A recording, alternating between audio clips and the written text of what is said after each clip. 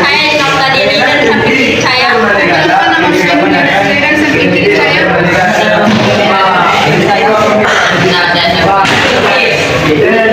Bukan hal asing lagi jika budaya dan agama Hindu dan Buddha sudah ada sejak lama di Indonesia.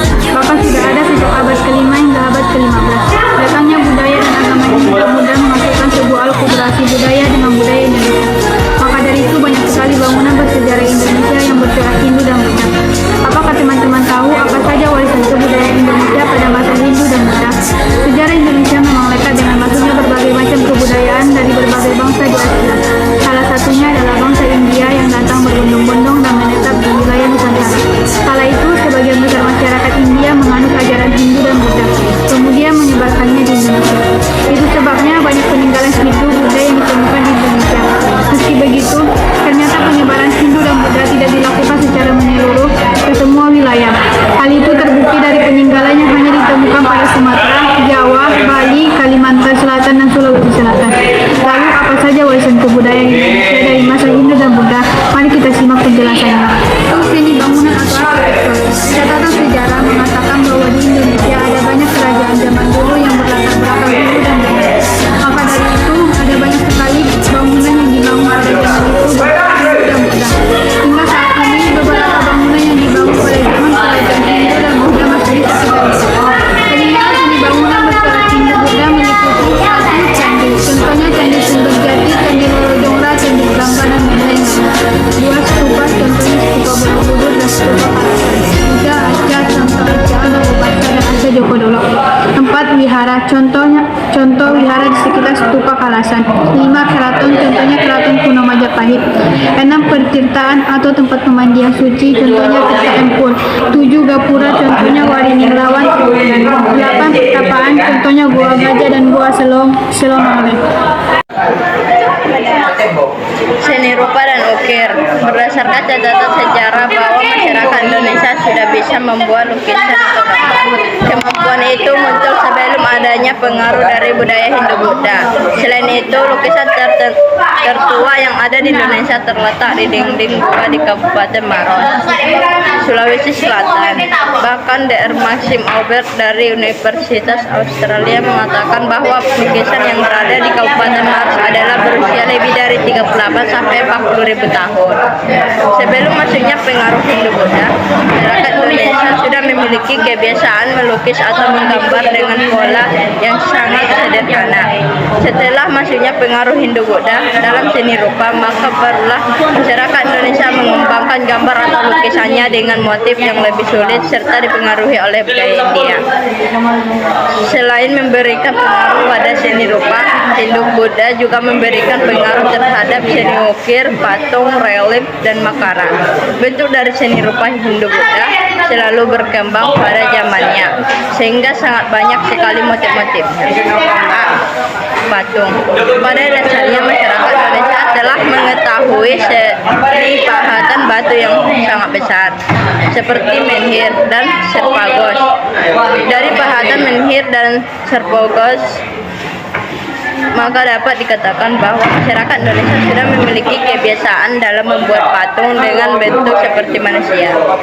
Biasanya patung yang dibuat oleh masyarakat Indonesia zaman dahulu berfungsi sebagai batu penyembahan. Semakin berkembang terutama ketika Hindu-Buddha masuk ke Indonesia. Pada masa Hindu, setiap patung dibuat diletakkan di candi-candi. Biasanya yang patung pada zaman ini dibagi menjadi 2 bentuk, yaitu Trimatra dan setengah Trimatra. Patung dengan bentuk Trimatra memberikan makna dewa, manusia, dan bintang. Maka dari itu, bentuk patung Trimatra berada di dalam candi. Dibuatnya patung Trimatra berfungsi untuk memberikan penghormatan kepada raja-raja yang sudah meninggal. Sedangkan patung dengan bentuk setengah Trimatra pada umumnya berada di relief candi. Sedangkan patung-patung pada zaman Buddha pada umumnya berbentuk Sang Buddha. Patung Sang Buddha biasanya dibuat dengan posisi tangannya yang sedang mengarah ke arah mata angin tertentu. B. Relief. Relief bisa dikatakan sebagai salah satu unsur yang ada di candi-candi Indonesia. Relief yang bisa kita lihat berupa gambar-gambar yang timbul yang ada di dinding-dinding candi. Namun relief-relief yang ada Indonesia selalu memiliki makna-makna beberapa ajaran-ajaran agama, kehidupan sehari-hari, dan kisah para dewa. Relief yang ada di candi bercorak Hindu umumnya menjelaskan cerita-cerita yang berasal dari kitab suci atau karya sastra. Karya sastra yang digunakan seperti Mahabharata, Ramayana, Sudamala, Krishnayana, dan Arjunawiyah. Contoh relief Prambanan. Sedangkan relief Buddha biasanya bercerita tentang kisah dan perjalanan hidup sang Buddha Siddhartha Gautama. Seni pertunjukan, maksudnya pengaruh Hindu Buddha bukan hanya dapat dilihat dari corak bangunan saja, tapi kita bisa melihatnya melalui beberapa seni pertunjukan. Seni pertunjukan yang mengalami perkembangan pada zaman Hindu Buddha seperti wayang, seni tari, dan seni musik. Seni wayang. Sebelum zaman Hindu Buddha, pertunjukan seni wayang berfungsi sebagai salah satu bentuk dari upacara pemujaan kepada arwah nenek moyang yang dikenal dengan sebutan yang dan kedatangan wayang merupakan bentuk dari arwah nenek moyang tersebut. Pada zaman Hindu Buddha, pertunjukan wayang yang dikembangkan sesuai dengan zamannya dengan membawakan cerita-cerita dari India seperti Ramayana dan Mahabharata. Meskipun berasal dari India, tetapi ada beberapa tokoh dari Indonesia yang muncul di pertunjukan wayang. B. Seni tari. Sama halnya dengan seni pertunjukan wayang, seni tari juga sudah ada sebelum zaman Hindu Buddha masuk. Seni pertunjukan tari biasanya digunakan untuk mengucapkan terima kasih kepada Sang Pencipta karena sudah diberikan hasil panen yang cukup. Selain itu, pada proses pengangkatan pada kepala suku biasanya menggunakan seni pertunjukan tari juga. Seni pertunjukan yang disebabkan karena pengaruh dari Hindu Buddha. Sampai saat ini kelestariannya tetap dijaga dengan baik. Dengan melestarikan seni tari ini menandakan bahwa warisan kebudayaan Indonesia tidak akan mudah hilang. Seni yang menunjukkan tari dengan pengaruh Hindu Buddha bisa dilihat dari sentra tari Ramayana yang diselenggarakan di Candi Prambanan pada saat bulan purnama. C. Seni musik. Perkembangan seni musik gamelan ini semakin pesat terutama ketika masuknya Hindu Buddha ke Indonesia. Informasi tentang seni musik gamelan ini bisa ditemukan pada relief-relief candi, kitab-kitab, dan karya sastra. 4. Seni sastra dan aksara. Pada zaman Hindu Buddha sering dikenal sebagai awal mula munculnya aksara di Indonesia. Aksara tertua yang ada di Indonesia ditemukan di Kutai, Kalimantan Timur, dan terletak pada batu prasasti Yupa. Prasasti Yupa ditulis dengan huruf Pallawa dan bahasa Sanskerta.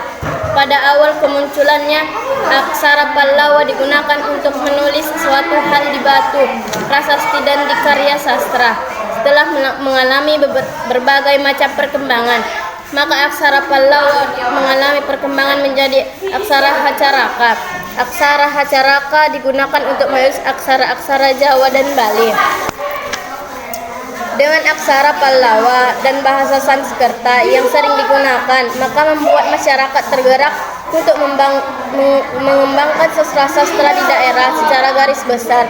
Setiap karya sastra pada zaman Hindu Buddha sangat berpengaruh dengan karya sastra Ramayana dan Mahabharata dari India. Cerita yang berasal dari India dipadukan dengan budaya Indonesia sehingga menghasilkan cerita yang bermakna dan tentunya menarik untuk dibaca. Karya sastra pada zaman Hindu Buddha biasanya berupa kitab yang disusun oleh Mpu Panuluh dan Mpu Sedah dengan judul Bharatayuddha. Sistem kepercayaan yang ada pada zaman Hindu Buddha memiliki 3 unsur yang sangat penting. Pertama, pada masa praaksara, suatu sistem kepercayaan bersumber dari kelompok masyarakat atau kepala suku yang ditandai dengan adanya sebuah ritual. Ritual-ritual ini dipercaya sebagai bentuk penghormatan kepada dewa-dewa. Kedua, adanya kepercayaan pada benda-benda pusaka yang dianggap mempunyai kekuatan magis di dalamnya. Pada zaman Hindu Buddha, kepercayaan pada benda-benda pusaka sangat kental, sehingga banyak masyarakat yang percaya akan kekuatan yang ada di dalam benda pusaka tersebut. Ketiga, pada zaman Hindu-Buddha, pemimpin agama selalu mendapatkan tempat terpandang di lingkungan masyarakat. Selain itu, pemimpin agama sangat dihormati oleh masyarakat. Dari ketiga fakta sejarah tersebut, maka dapat dikatakan bahwa adanya pengaruh Hindu-Buddha tidak menghilangkan kepercayaan asli masyarakat Indonesia. Bahkan perkembangan agama Hindu-Buddha bisa dibilang memadukan kepercayaan asli atau kepercayaan lokal yang sudah ada sebelumnya. 6. Sistem sosial kemasyarakatan. Pada sistem sosial kemasyarakatan Hindu-Buddha, peran dan fungsi sosial anggota masyarakat dikelompokkan berdasarkan tingkat derajatnya. A. Brahmana. Pada tingkatan ini, seseorang akan memiliki peran untuk menjadi penasehat, raja, dan pendidik agama. B. Ksatria. Pada tingkatan ini, seseorang akan menjadi penyelenggara dan penata sistem pemerintahan yang bertujuan untuk mempertahankan kekuasaan kerajaan. Ksatri juga berperan sebagai pembela kerajaan seperti pembantu raja dan tentara. C.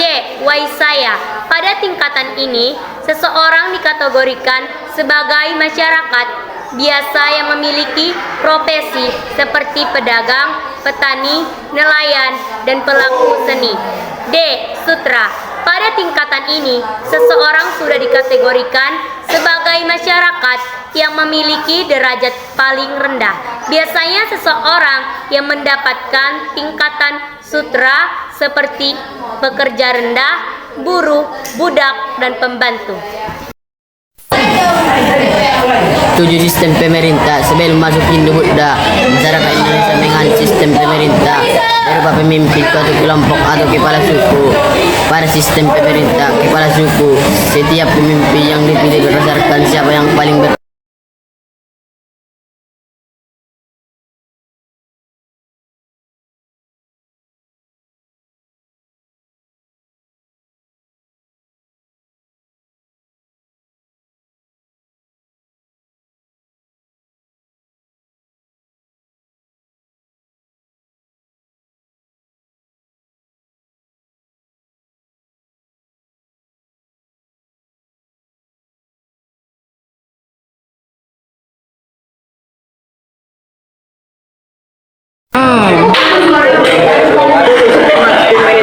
Sebelum masuknya Hindu-Buddha, masyarakat Indonesia menganut sistem pemerintahan berupa pemimpin suatu kelompok atau kepala suku. Pada pemerintahan, kepala suku setiap pemimpin dipilih berdasarkan siapa yang bermanfaat pada kelompok tersebut.